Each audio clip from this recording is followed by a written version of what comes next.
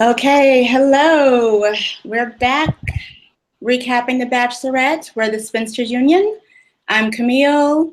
That's I'm Juliet. Juliet. Okay, and we are down to the wire. This is the third to last episode.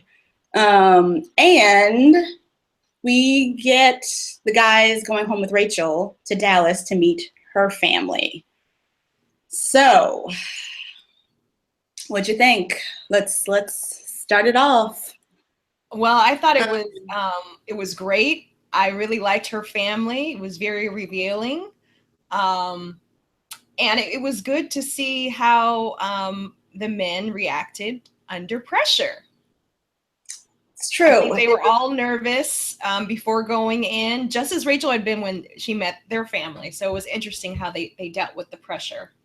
But I love the questions that her mom asked, her sister Constance, her brother-in-law. So I thought it was a great episode. So yeah. Yeah, they're clearly caring, loving, want her to have the best, and also aren't caught up in the idea of just like, well, it's the Bachelorette, but like, is this guy the best guy for you? So Right. so Peter was the first one to go. And the visit went well, right? Like at one point Peter's playing with her nephew and they ask her nephew like what his name is. And he, takes him in and he finally says Peter, and then her cousin says to him, no, Winner. Right. Yeah. Indeed. Yeah. Yeah, he was the first go. He set the bar high. And I think he set the bar high with Rachel too, because before they went in, he was saying, I need to tell you something. When you came to my hometown visit and when you left, I said that I wasn't ready to get down on one knee and I just wanted to clarify some things. And so, which was great. He said that I'm falling in love with you, and I think the world of you, or I think you are my world, or something like that. Something about the world. Yeah. Something about the world. It's always a good thing, yes. And she said, I'm falling in love with you too, which is only the second person that's remember from last week. Dean, she said that to him. So hopefully this is not a bad sign. Exactly. Right. I love you to death. I'm falling in love with you too. Goodbye. Yeah. so that was great. I was very glad that Peter did that. That he was like, I think there's some things. I just want to make sure that she fully understands about the way that I feel. And she said, that he did that before they went into, her family home too, was really important. So, and then he was really open with them too about everything that he felt, his journey about his feelings. I was like, okay, Peter, like. Right. Exactly. Yeah. I mean, there was a conversation with Kathy, Rachel's mom. She asked, well, why would you want to propose to her? And she's like, I think the world of her. She's great. I care about her. But at this time, I would feel comfortable asking for her hand in marriage. I've been honest with her about where I am. And this is, such a short process. And, so I want to, so he basically asked for their permission to continue to date her, which was very old school. Right, like, yes, let's sit on the couch in our parents' room in court. Yes. Right, exactly. Like basically the court. And she Rachel's mom was like, well, I agree with this. And this actually kind of lines up with what I feel about this whole situation, that it's too fast. So she said, and I can tell that you're taking this very seriously. So she was actually very impressed by Peter being honest about where he is in the process and that he is taking his time. He's not kind of getting caught up in that this is a show and that there's a production timeline for the show. He's like, this has nothing to do with, the timeline for how long I fall in love and when I decide on who I'm going to marry. So, yeah. Well, also, I love that. I was like, clearly Rachel's family, no problem with interracial relationships because, right, her sister has a white husband, her uncle has a white wife. I was like, this is very, very melting pot Yes. right here. Yes. Right. And Peter did say, I don't think he was necessarily alluding to that aspect, but he said, I felt very comfortable there and could see myself fitting in. And I was like, yeah, you can, right? I mean, it's not like you're going to. And we can see that too, Peter. Yes. Right. Exactly. Not going to be, the first man, integrating a family. So, Right. first person. So, yeah. So that was really interesting to see. I was like, oh, okay. So yeah, this is a very, I guess modern day family, so. Yeah, true, exactly. Yeah, I also so the brother-in-law asked Peter if he saw any red flags with Rachel. And, Peter was honest, I thought, and said no, but part of why I realized that it's a short process, and that is something that I've, sort of thought about. Now, obviously, Rachel's red flags are well, I don't know, if he is trying to propose and I'm trying to get married, which I mean, we revisit at the end. We'll revisit that and we'll talk a little bit about that. Yes. So yeah, okay. And then Eric was the next one, your new favorite too.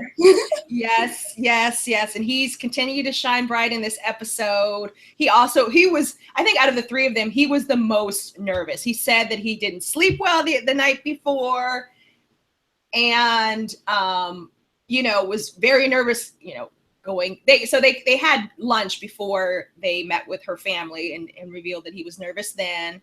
But it was very sweet because I think it showed how seriously he's taking the whole process, Well, yes, but also I feel like he had reason to be nervous, right? Because he said that it had been 7 years, right, since he's gone home with a girl. Yes. So this was also obviously meeting someone's family, at any, time, no matter how many people you've met before, can be nerve-wracking. But clearly that he was less, familiar with that kind of situation also played into that.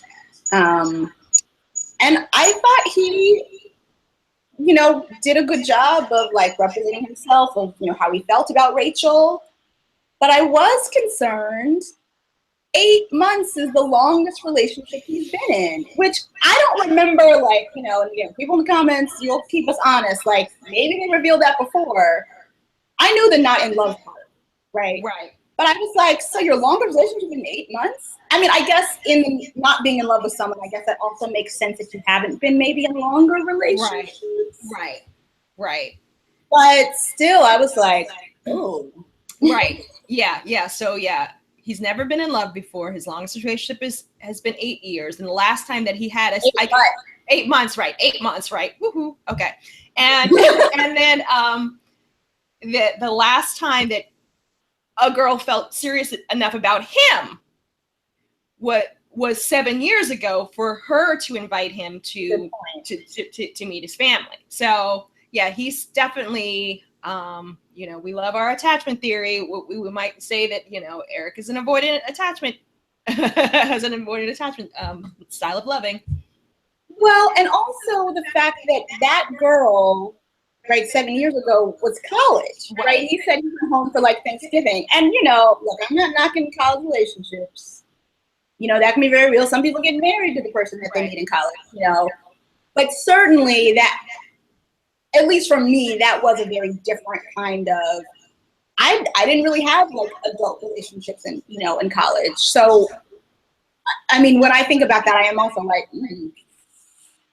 it's different to be dating someone, in college than when you're out on your own. And also just learning more about yourself and who you are in a relationship, what you need in a partner. Yeah. But, it seems like his family ended up being okay with it. He talked to Constance, Rachel's sister, for a while. Yeah. I mean, they raised all of the things that we're raising now, and Constance raised that. And, do you feel, I mean, the bottom line question was, do you think you're ready considering your history? And Rachel asked him that as well. And he said, I think He said that, yes, I am. The journey that he's been through, and this is something that he repeated later, that it's basically Rachel that has made the experience for him, that has helped him to get ready, that has pushed him out of his comfort zone, and that he's had to really have some moments that in talking to himself, like, okay, you got to put more into this. You got to open yourself up more. And, you know, it's interesting with Peter, this whole process he's kind of like not been influenced by it, which is, you know, there's no shade on that at all. But Eric has been very much influenced by this process. And probably the speed of the process has actually been helpful for him. Because if you are a person that is going to take a lot of time deliberating and is naturally avoidant in love, a long process is your ticket out of intimacy. Okay. So, but the fact that you like, okay, are you in or are you out? Are you in or you out? Eric has had to ask himself, am I in or am I out? And so he has pushed himself forward. And I think this show was helpful for him in moving closer to intimacy.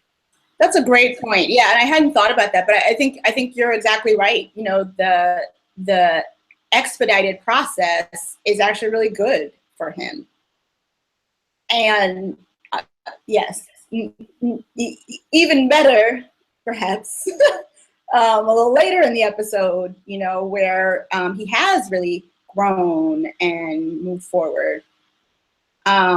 And I think he articulated all that stuff to her family really well, and asked her mom for permission to propose, right? Right. Which her mom gave. Said like, yes, I think that he's honest and upfront, and he talked about not growing up with a model of family and marriage because of what we saw in his hometown visit from the week before. And, it was like, but I know that I want this, it's really important for me to have a family.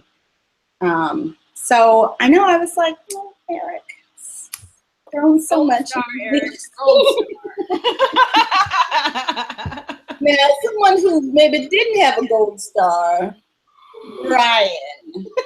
Oh, okay, and can I just say, maybe my favorite line of the entire episode, Peter and Eric are talking when Bryan goes, and Peter's like, yeah, I think it's no secret, I don't really, Bryan's not my favorite person. And he said, like, Miami, he's from Miami, and Miami's full of fake breasts, fake asses, and fake cheeks. So I don't know, like, how genuine he is. Right. Yes. And then, and that was hilarious. And then when Peter and Bryan were alone in the room, he said, it's kind of weird to be sitting in a room with, the person you're dating, their other boyfriend, and then the other boyfriend is going to go meet her parents. And he said, I'll be very honest, I don't want to be here with you right now. And I was like, ooh, keep it real, Peter. Keep it real. Keeping it real since however old you are, right? Since the year you were born. So Bryan goes on, a date with her, but first they go meet the two girlfriends who were like, apparently the reason she got on The Bachelor, right? Process. Now I will say, I was like, wait, Rachel, we don't have a black girlfriend? There's no, just. Well, these are the two girlfriends who she also said they are her coworkers. Coworkers second, yes. Coworkers second, who nominated her. So yeah, I guess like. And no shame on white girlfriends. I'm not, I have many who are dear to my heart. So some of my best friends are white. You are such a racist, I tell you. Okay, Camille, we're gonna talk about that later. Anywho, back to Bryan. We're gonna talk about white and black girlfriends, but no. So met those girlfriends, right? Which I think is so interesting. I almost wanted to know, like, so why did you all think that she should try out for The Bachelor? Like, right. What got you like, ooh, what you should do, go on this national television show? But okay, right. So that went well. He seemed to charm them, as Bryan, yes, is known to do. Oh, you make it sound so calculating, which of course people are wondering about that. Yeah, so that went well. And then Yes. they make it to Rachel's house, and then dun dun dun. That's when it gets a little sticky. Okay. Yeah. So the family asked a lot of questions. And I mean, what did you think? Because Rachel was like, this is the, vibe of this is definitely really different from when Eric and Peter were here. Yeah. And do you think the family was being unfair? No, absolutely not. I think, and this is something that her mom said. She's like, because Rachel got upset. So, so Constance early on felt like he was being insincere, that he says all the right things. And she was like, what's under this? Is this real? And I don't know, but it's interesting that almost the whole family kind of got that vibe early on. And so I think the questions were from that place of, are you real? And I'm not sure. So I'm going to be a little bit more direct. And some of my favorite questions were asked by the mom. And they were asked about, so they asked, Bryan, what is Rachel to you? And asked about his family. And Bryan was talking about his mom. And he said, and I quote, "My mother is the number one woman in my life." Okay. I love my mama. Okay. I got lots of love for my mama. Okay. And I'm sure many people watching do as well. But it is a little bit, I'd be very hesitant about that. We talked about that last episode, that there is maybe the attachment there is a little too strong. Yeah. Now he did say, because she more of that question, right? And was like, so if it came down to it, your wife and your mother, like, who are you gonna? And he did say, but then she said, well, what if there's conflict? Like, what, because he was saying why we want them to get along and like try to resolve that. She was like, well, what if they can't? Like, then what? And he took a long time to answer. And then Rachel jumped in and was like, well, he already answered that question. Well, girl, but maybe he didn't, right. Like he gave the answer he thought your mom wanted to hear, but in real life, how is that going to go down? And look, I've already spoken last week about Bryan's mother would have been, no, I would have been like, well, I'm gonna need to go. Yeah. Because this seems like it is like obviously being attached and loving your parents. Of course, but there is a point where it's like, this might be unhealthy, a little too much, So, but Rachel was got defensive, right, about the question that they were asking. And at one point, and I love, I was sort of like, so, okay, how do we edit this? Because when Bryan gets up at one point, right, and asks to be excused, and the way it was cut, it was like it was after his uncle had asked a question, right, after Rachel's uncle had asked him a question, and then he got up, and I was, okay, well, is this really what happened? Like, I can't, or, did he answer the question and then he had to go to the bathroom? And, right. Or did he go to the bathroom like hours later and all it was very innocent, like, hey, people have to use the facility sometimes, right. And it wasn't like, I'm feeling uncomfortable, I have to leave. I'm like, no, I've got to pee. That's all it is. Right. Right, exactly. I mean, thanks to the magic of television editing, we don't really know, the sequence of events. But we do know that it was a little hot in there because, Rachel was like, what's up? What is the vibe in the room? Because you guys are not treating him like the way that you treated Eric and Peter. And then, and she's like, and I love, she said, I'm low-key annoyed right now. Which meant, from early, right? She was like, I see Rachel's face. She doesn't like these questions, Yeah, and then the brother-in-law was sort of pressing her too about like, you're getting really emotional now. That just saying like, we're trying to ask the questions. Like, you may feel convinced about him. Right. But we're trying to feel convinced about him. Right. And how we're going to do that is by asking him questions. Right. Exactly. And her mom echoed that too, saying that you're in a bubble right now. And it's, it's the pace of it is so fast. And so, but we're outside the bubble. And so we're seeing some things, and we, you know, we love you and we want to make sure that, you know, things are right. So I thought that was good of her family. And I think that, like, the mother couldn't have known unless Rachel told her about Bryan's mother to ask that question. I think she asked that question directly from what Bryan had said.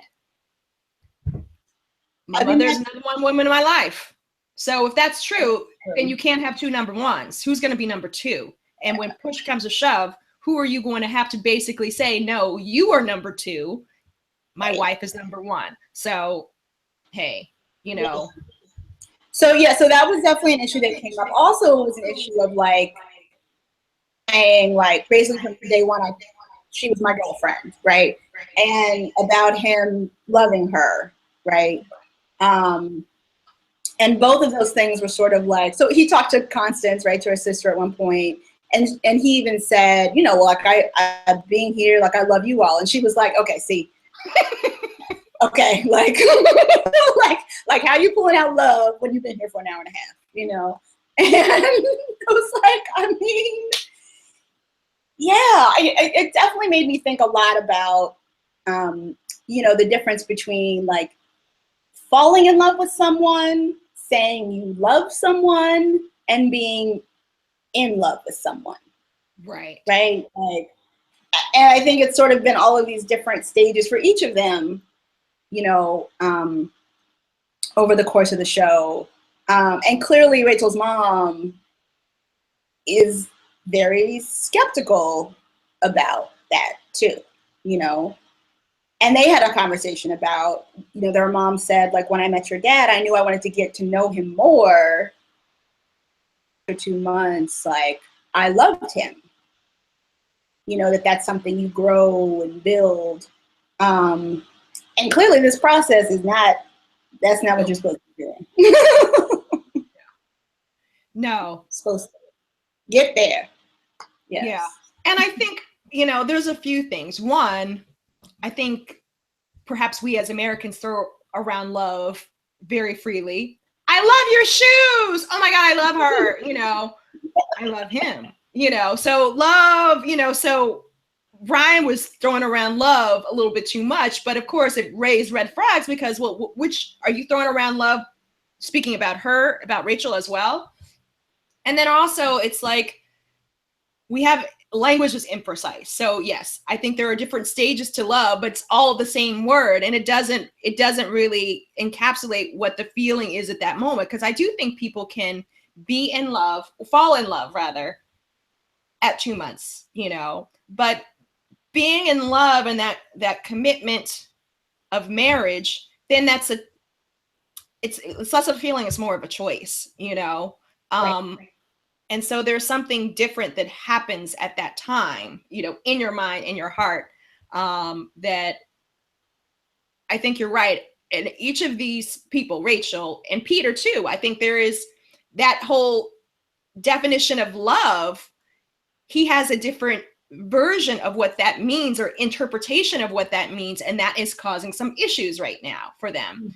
Mm-hmm. And I think Bryan and Rachel, you know, even though Rachel has been hesitant in the past, I think she's more in line with the way he is seeing love. And with Rachel and Eric, she was having a problem that he was being kind of casual about love, or love in a friendship way, you know. So I think that actually is at the crux of a lot of the challenges that are happening with the different couples. So yeah, absolutely. So Bryan and, you know, the mom had that conversation, and he also asked, right, for permission to propose to her. And for a minute, I sort of was like, say no, you know, for the mom to be like, no, girl, don't. But then what she said, I thought was good, which was like, I trust Rachel's judgment. You are the one she picks at the end. Like, yes, you have my permission to propose to her, right? And I was like, that's right, girl, because you're not saying, like, yes, of course, unconditionally, right? It's like, I trust her. I don't really know about you, but if she chooses you, then, you know, yes, let's see what happens. Right. Yes. And, you know, I think in general, the visit went well, you know. I think the other visits, there was a more of a glow about Rachel's family, about the guy, particularly about Peter, because Yes. he, one, fits in line with their interpretation of how you should fall in love. I mean, his viewpoint and his kind of analytical nature is more in line with Rachel's family's view. And Eric, I think they really warmed to, because he was so honest and vulnerable and saying, this is where this is where I am, but this is what I really want. And they really appreciate that. And I think with Bryan, they weren't really sure where he was coming from, and if it was a place of deep thought and, kind of contemplation, like if you're just going with your feelings on this and not, not really what's, under this, then is this going to last beyond this show? Yeah, so. Definitely. Well, because, I think the thing about love, right, is that we have all of these sort of romantic and storybook ideas about it. And so, it is sort of like with Bryan, like, are you just giving me like the storybook version, of love? Or is it personal to this relationship, personal to your own journey of like feeling more about her and wanting to advance this relationship? And yeah, I mean, I think that's still unclear. And the thing to me at this point is like, well, if it's still unclear now, no, only so many roses left. Right. Two to be exact. Okay. Oh, yes, it's true. Exactly. I was shocked too. What? So yes, okay. And in that pursuit to get that final rose, right? So now after the hometown visits, and they go to Spain, yes, to Rioja, and this is where this will be the final destination for that final rose. So they get there, and then she and Eric have a day together. And Eric brings it, he was like, let me tell you about how I'm feeling, and I want you to know I love you. Well, what did you think when Eric was like, let me put it out here? I was so proud of him. Like, honestly, he is the person in this show that I have seen so much growth from. And I can see myself in him, many years back, because I used to be an avoidant person too, about love. And to really to open himself up to love and to like keep pushing himself, like, okay, no, you got to do it. I thought it was awesome. And obviously, Rachel's an incredible woman. So and sometimes it's not about necessarily the time, it's the person that pushes you. Like, I don't want to miss out on this opportunity to be with this person. So I have to be a different type of person to be with this person. Yes, I think that is definitely true. Well, I also love that he recognized too that earlier on in the season, he was afraid of that, and that some of that stuff that happened, like with him and Lee and with the whole, that was also about his fear, about maybe sabotage, and that he's definitely grown since that, which I think, in the way that, I mean, Rachel's, mother being like, skeptical about how short the process is, is definitely understandable. But I think exactly, what you were saying earlier, like it does sort of force things though. You may have to dig deeper because of how intense it is and because of how short, the time span is. And Eric definitely did that. Yeah. I don't know what's going to happen. Like if we can maybe do predictions about, Right. But I think even if things don't work out with Rachel, and I was talking to him, the potential of Eric, I think whoever gets him next, that's going to be a good relationship. He's going to be much more able to be vulnerable and open and love somebody like he wouldn't have been able to before this. Yes. So, absolutely. I agree with you on that. Like, this has been like, you know, love finishing school for him, you know. Yeah, he's coming out of this, no matter what the result, he's coming out a winner. And so yeah, so I was just so impressed by him, and so happy that he was able to really just open himself up and be like, you know what, I'm not going to fear what's going to happen. I'm more fearful of not saying something at this point, you know. Yeah, and I think that's also a real thing, right? That, you know, like, yeah, the fear of what you won't get, right, is greater than, like, okay, if I push through and I tell her I love her, if I, you know, even though I've only been in a relationship with someone for 8 months, like, you know, what can I get myself to do? Yes. And as a reward, he got the fantasy suites. Okay. In Spain. So yes, I think, you know, Eric is in a good place, and they both said that they felt like they've grown, like every time they see each other, right, it gets to a new place, and that definitely happened this time too. And then Peter. So Rachel and Peter go on a one-on-one too, and go to a winery, which, yes, hello, Rioja, please, let's drink some good wine. And they started to have a conversation about, right? Well, first, actually, but so they did, it was so, when they were down in the winery, the guy, you know, who runs the vineyard was talking about having opened it with his wife. Yes. Right? He spoke a lot to them in Spanish, and then sang this song that at the end was about dying of love. It was like, okay, yeah, this is, yes, let's die of love. Let's do that. You know, I mean, it's very romantic. I mean, Romeo and Juliet, my namesake, you know, so exactly, very romantic. Lovely. But the upside of it, they got their own little wine cellar with a lot of wine in it. So, yes, so now you know. Always go to Rioja. There's your wine waiting in the cellar for you. Right, exactly. That man is going to be inundated with visitors now. I know, right? I was the wine cellar of the Bachelorette. Yes. Right. Exactly. Right. Exactly. So, but yes, okay. So Peter and Rachel talked, and Peter was saying, like, that for him, you know, proposal is marriage,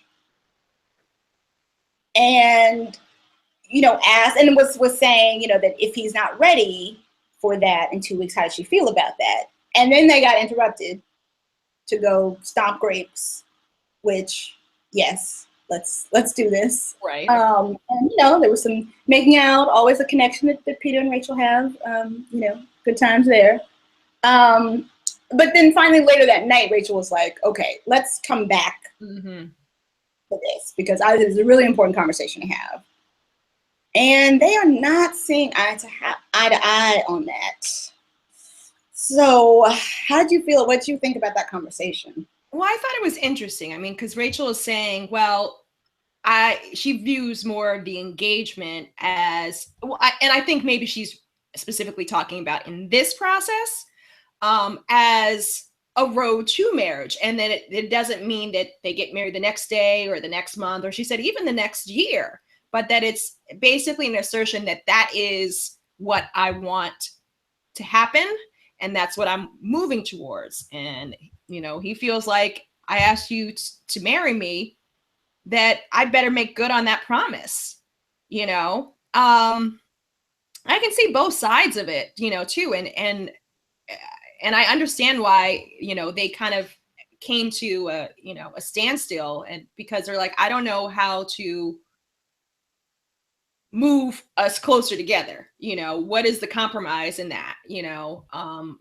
And so I think it was a hard, I mean, you know, Rachel started to cry and was getting upset because she's like, I don't know what to do. And you know, someone's going to have to compromise, but in a way, then it's, you know, I think as she repeated many times during this episode and the last episode, I am not looking for a boyfriend, you know? And so she said to him, you know, if I was looking for a boyfriend, I could have done this without going on The Bachelorette, which hashtag true.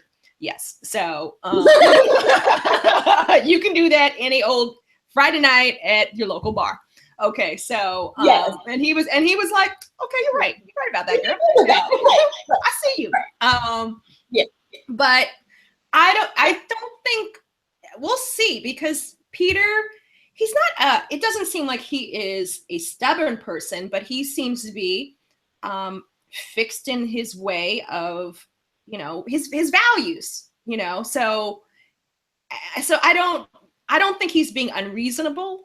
I think he's being honest about where he is, and it's something you can't force, you know. So I don't know, but I do think he needs to perhaps communicate to her in a different way, because the way he's communicating right now is not working, about how serious he is about moving towards marriage with her. And I think what she is feeling is, you're not sure about that, and I don't want to then, you know, move forward with you if it's just going to turn out that nothing's going to happen, you know. Right. Yeah. I think she is using it as the barometer of how he feels. Right. Right. And he probably does need to say to her more explicitly that I see a future with you. Right. And, you know, I take it seriously. And right. So, you know, I am taking really seriously the idea of proposing to you. Because frankly, I mean, I don't think that, you know, I don't know that, you know, Bryan is taking it as seriously. You know, Eric might be. Yeah. And so I really, you know, I was thinking, because one thing that Peter said was, I'm trying to get married once, right? Which also for me means I'm really trying to propose once. Right. You know, I'm like, I mean, but you know, I've said before, I'm Team Peter. So I like that he is, you know, trying to date her in the way that he would date anybody. Right. And to not just get caught up in like, well, this is the Bachelorette and this is what I'm supposed to do in 8 weeks. But to really be like, I'm considering this in the same way that I would consider if we were in the real world. Right. And, you know, so I mean, I definitely get, she's right? Like, Bachelorette, you know, have a boyfriend. The same way, I also thought, like, so what are you going to do? Like, maybe throw away the dude who's it? Be proposed to? You know, like, to be engaged to someone rather than, like, you're someone? Right. Yeah. Yeah. There was a point I'm like, okay, now I kind of felt more aligned with Peter's view of things. I understand what Rachel's saying, and I know where it comes from. I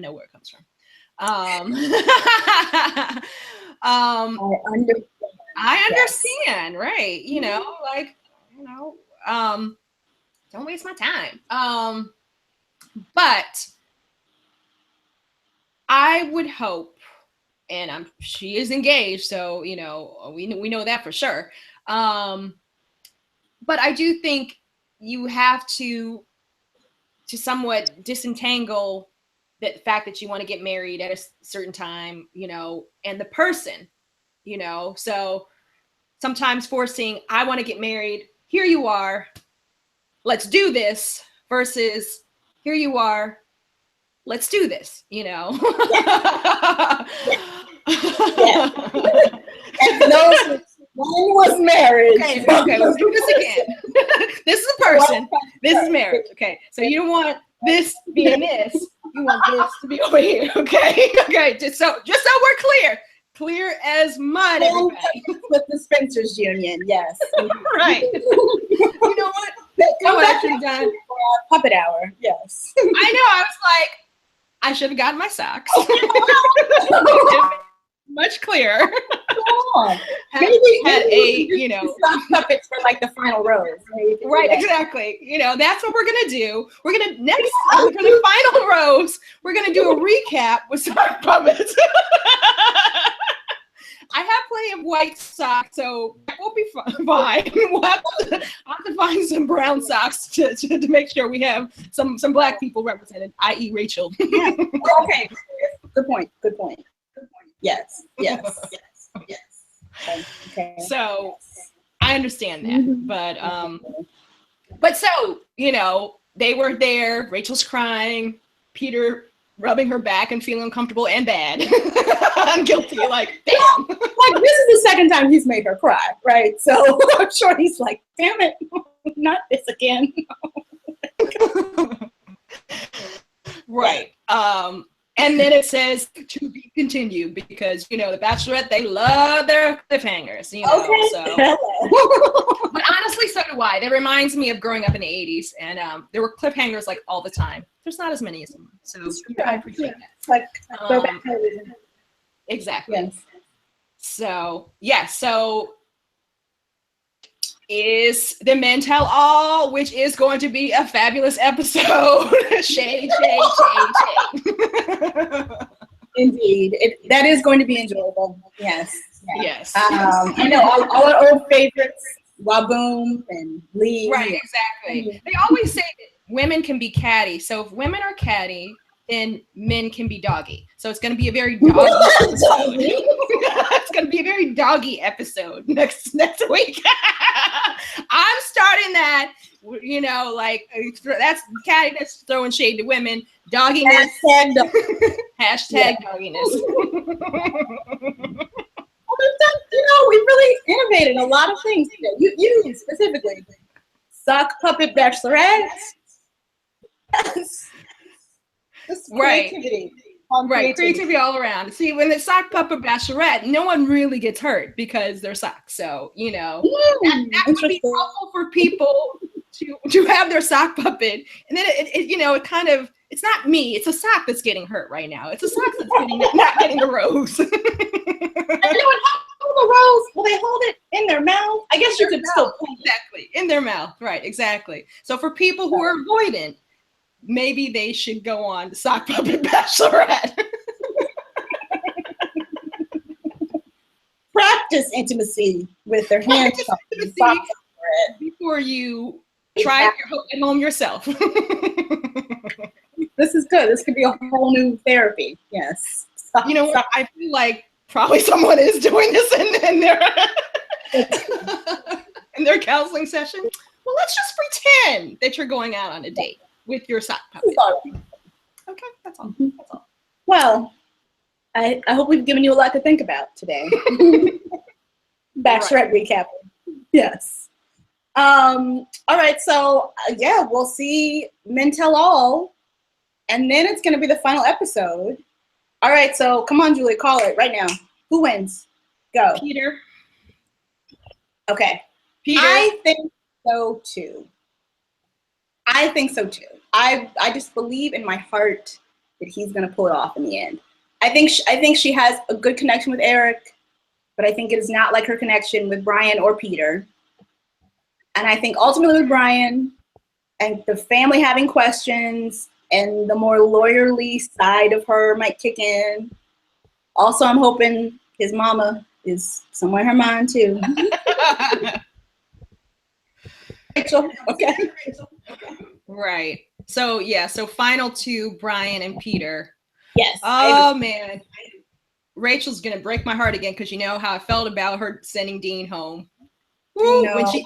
When she sends Eric home, you know, I'm going to cry. Okay, because that I know. Oh, both of them I feel like were so vulnerable with her and I know. But I'm really hoping that if Eric is the one who gets eliminated next, that what he says after is like, you know, I'm so happy for this journey.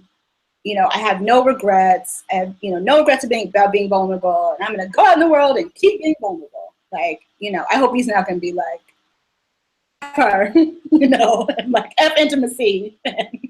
Right, exactly. F bitter. bitter. Yes. So everybody put your picks down for top 2 final rows in the comments. Let us know what you think. You know, we're still doing our Bachelorette bracket. Just so you know, there is no prize except bragging rights. You can put it down and we'll like the comment. Yay! Yay! Right. We'll like it big time, but there's no prize. Okay. All right. So, Julie, how can they find us after this recap? They can find us online everywhere, on our website at thespinstersunion.com, on Instagram, Facebook, Twitter, Spinsters Union. And please subscribe to our channel, because we are going to be doing some other recaps. We're going to have some other episodes about dating and relationships and life and love and sock puppet theater, lots of stuff.